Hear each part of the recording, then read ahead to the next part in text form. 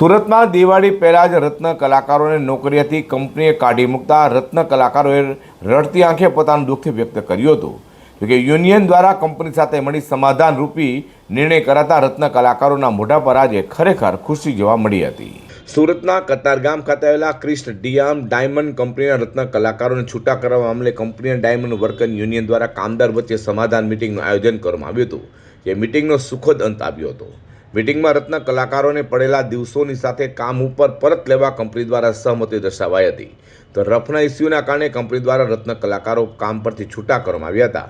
પરંતુ હવે તમામ રત્ન કલાકારો કામ પર બેસી જશે તેમ યુનિયન પ્રમુખે જણાવ્યું હતું.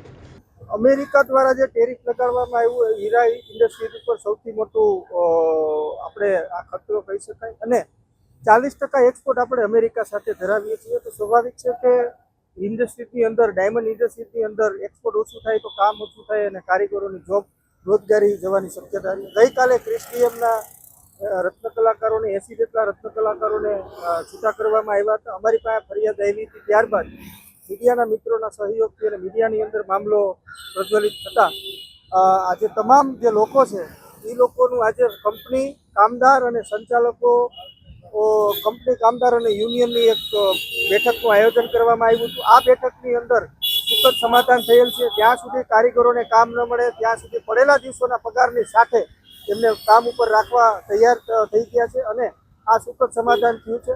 માલિકો દ્વારા એવું કહેવામાં આવ્યું હતું કે અમારી પાસે રફ નથી તો અમે કામ કઈ રીતે આપીએ.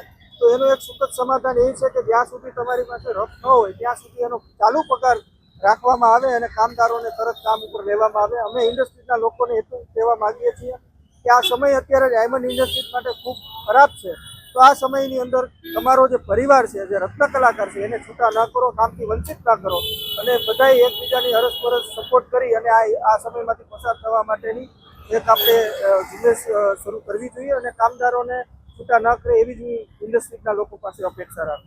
સુરતના કતાર ગામના ક્રિસ્ટ ડિયામ ડાયમંડ કંપની દ્વારા રત્ન કલાકારોને છૂટા કરવા મામલે કંપની અને યુનિયન દ્વારા સમાધાન રૂપે નિર્ણય કરાવતા રત્ન કલાકારોએ હાસ્કર અનુભવ્યો છે.